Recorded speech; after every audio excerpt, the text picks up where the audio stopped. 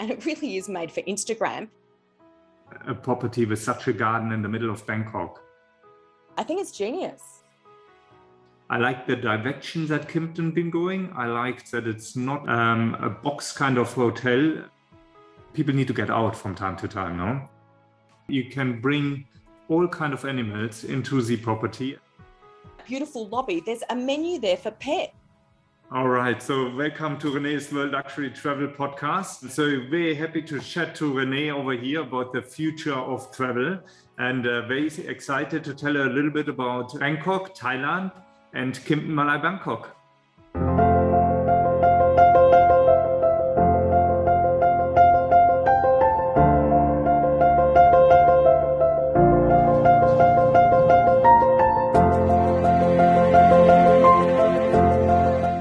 So I recently stayed at your beautiful hotel in Bangkok. How have you ended up there? Well, I was working very long for a company called Anatara, and then that fantastic project been coming up, and I was really excited that this one is the first Kimpton in Southeast Asia. I like the direction that Kimpton been going. I like that it's not a box kind of hotel, and that you really can bring yourself actually into the properties that you're running then. And I found that very, very exciting. And obviously positioning Kimpton as well in Southeast Asia is another very exciting part by being under this IHG umbrella. So working for a global brand, but nevertheless have the first in Southeast Asia, that was just very exciting for me. I agree, It's very exciting. And Kimpton is a big boutique hotel brand in America, right? Absolutely, yeah. I mean, it was a local American brand when IHG been taking that over and then developed that really much worldwide. And why come to Asia, and why come to Asia now? That's a good question. That's difficult for me to answer, but I can try. I mean, Asia is obviously a huge growth potential. And I think Kimpton, Maa-Lai, Bangkok proved as well that a lot of Asian clientele is very interested in a brand like that and probably needed a brand like that as well. But if you ask me for strategic, I think that is all done in denim, not with me. But yes. It worked out very well for us, and we opened several of more properties around Southeast Asia, so exciting. And tell me, when I stayed at the hotel, it was very clear to me that this is the next level of modern luxury. I mean, millennials are going to love this hotel. Were you thinking about work from home when you conceptualized it? Look, I feel Kimpton is a very relevant brand. And as you said, like the hotel industry changes a bit as well. It's certainly that if you talk about, for example, banquet spaces, the earlier days, banquet spaces being banquet rooms. Nowadays, you look for something that is a bit more homey.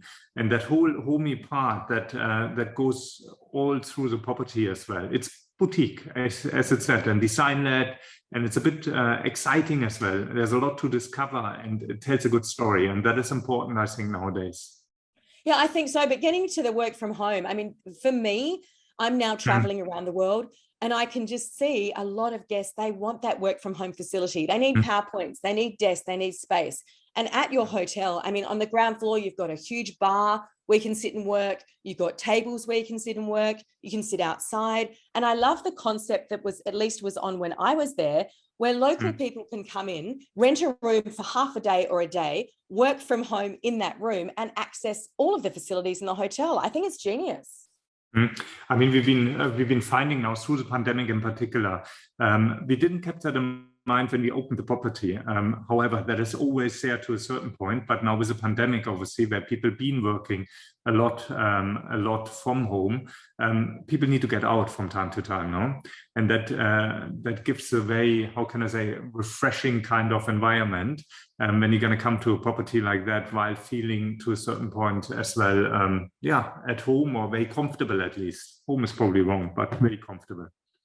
And you can bring your dogs and your cats to the hotel. Now, tell us about that policy. It's amazing. So look, that is a brand pillar from Kimpton. So everywhere in the world, you can bring all kind of animals into the property as long as it fits into the elevator. And that's really much one of the brand pillars. So we didn't have only cats and dogs, There have been also other, we had rabbits, for example, as well. So it depends very much. When you look into the travelers nowadays, you see that there's more and more pets. China, for example, had a great article that more and more people going into that pet direction. So yeah, I mean, and I guess we didn't jump onto it because we're doing that for a very long time with Kimpton already, but it is very relevant. And it's again why Kimpton as a brand is so relevant in the luxury travel industry. And you even have menus. I mean, when you're sitting in that beautiful lobby, there's a menu there for pets. It's amazing. Yeah. Includes ice cream, doesn't it? Yeah, pet ice cream as well, yeah. And I tried actually some of the items from the pet menu. So because we did that together with our chef, it's not too bad actually. So yeah, and look, I mean, if you just talk about a revenue stream, there have been days where you had as much dog food or pet food in general than actually for all our humans. So yeah. That's absolutely incredible. And I have to say, as a guest in the hotel, traveling with no pets, I really enjoyed seeing people with their pets. Someone had a huge cat with a leash on and was sitting in the lobby, you know, and people were happy to share their pets. You know, I think it's a really nice thing at a time like this. I mean, they are not allowed in all the facilities. So we have not in all of the restaurants. We have only craft, which is that lobby bar, which you got downstairs, where pets are allowed. And then we have pet floors in the hotel as well. So even if you wouldn't want to have too much of pets, you have a lot of opportunities obviously on that one. So it's, I believe, very nicely done actually. But again, it's very relevant. Yeah, certainly is. And what about the food and beverage concept? Because for me, obviously, I've stayed and reviewed so many luxury hotels, but I've never seen it quite executed like it is at Kimpton. I mean, in your craft bar, you've got millions of cakes that seem to be replaced every hour. As I was sitting there working, I noticed.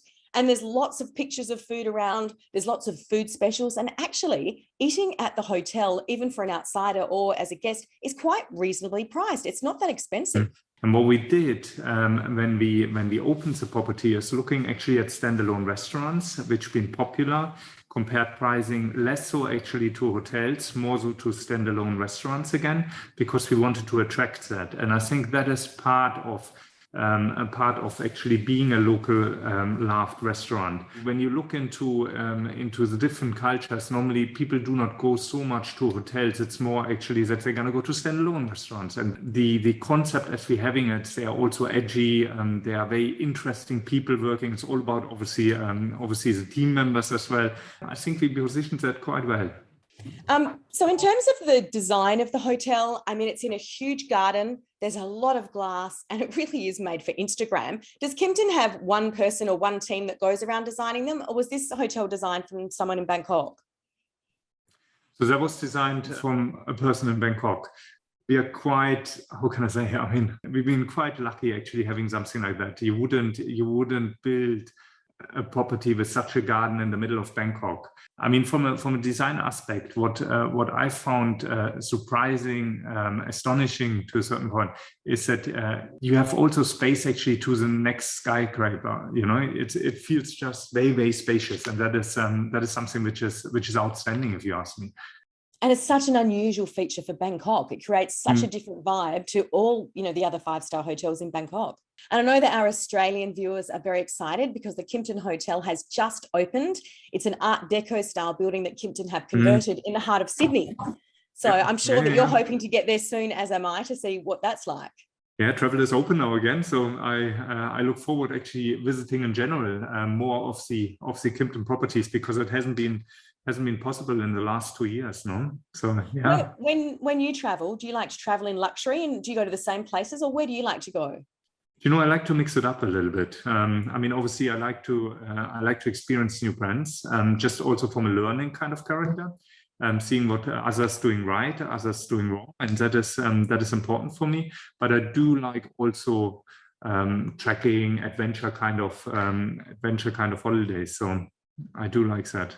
I was, for example, in Nepal, did one of the treks there, skiing, that kind of thing. So a good mix. Well, I know you're very fit. I've read that about you, and you've got a great gym there to keep fit. So skiing would be right up your alley. You've worked in Amsterdam, the Maldives, the Middle East. Yeah.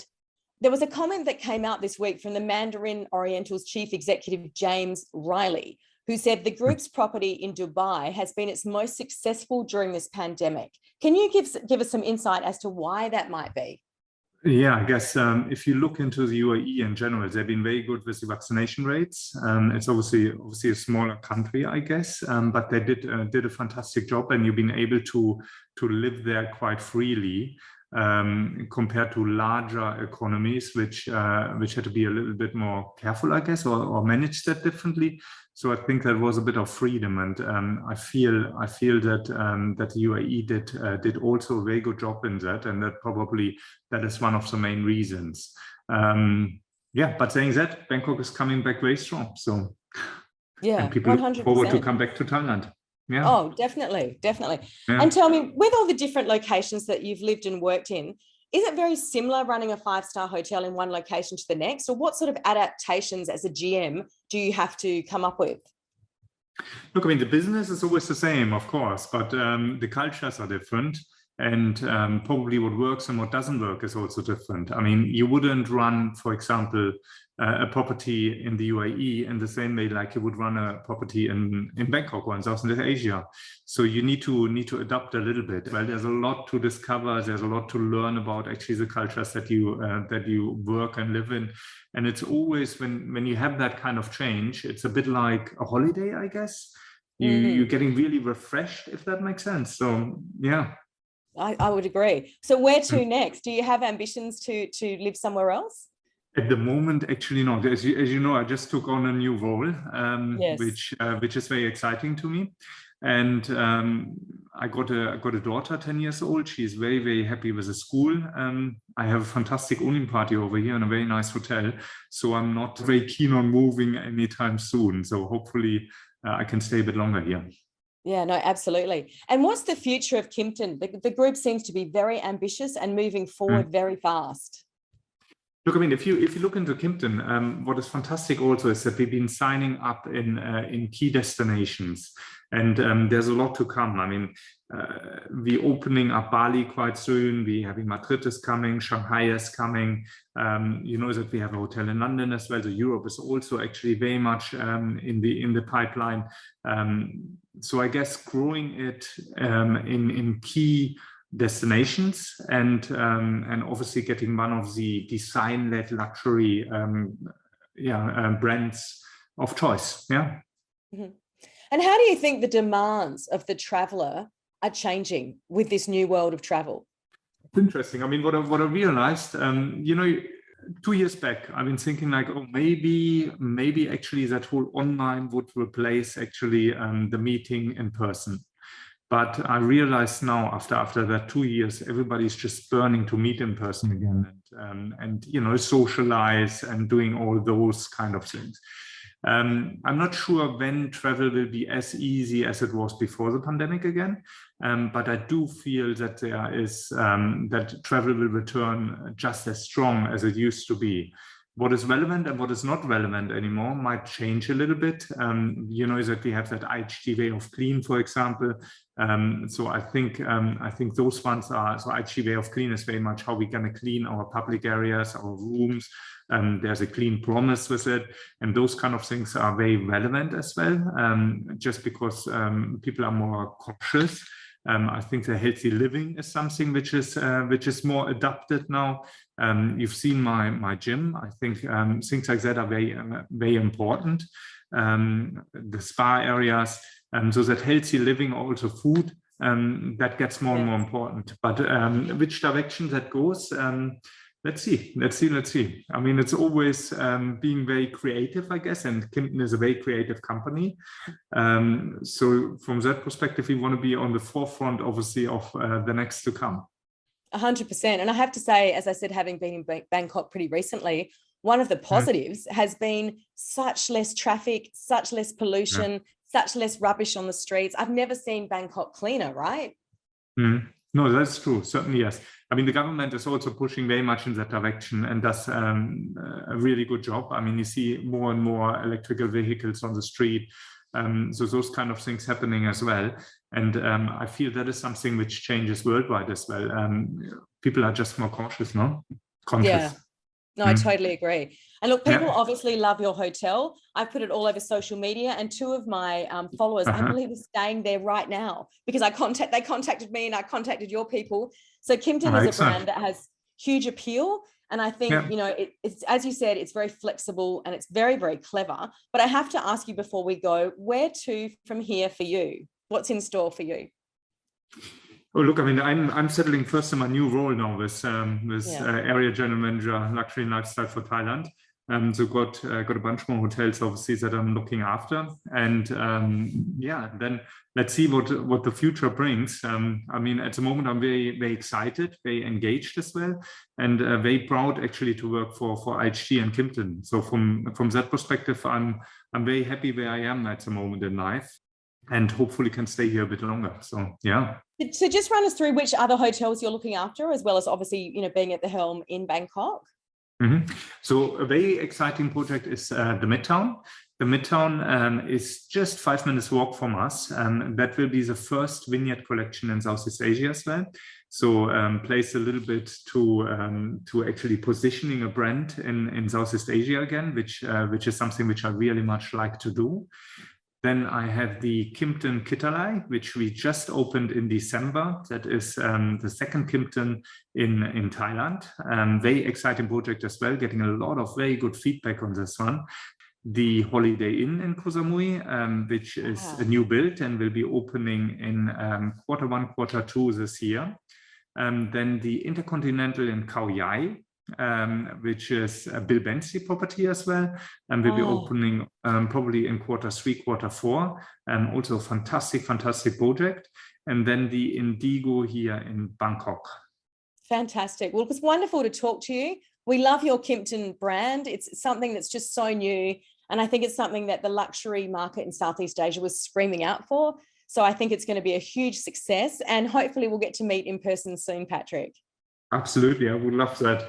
I was a bit sad not meeting you actually when you was over here, but it wasn't possible this time, but we make that next time, certainly. Fantastic. That sounds wonderful. Thank you so much for your time. Thank you. See you soon. Thank you. Bye, Patrick. Bye-bye. Don't forget to subscribe here and follow us on Instagram and Facebook for regular travel updates. You can also hear our episodes on Spotify and Apple Podcasts.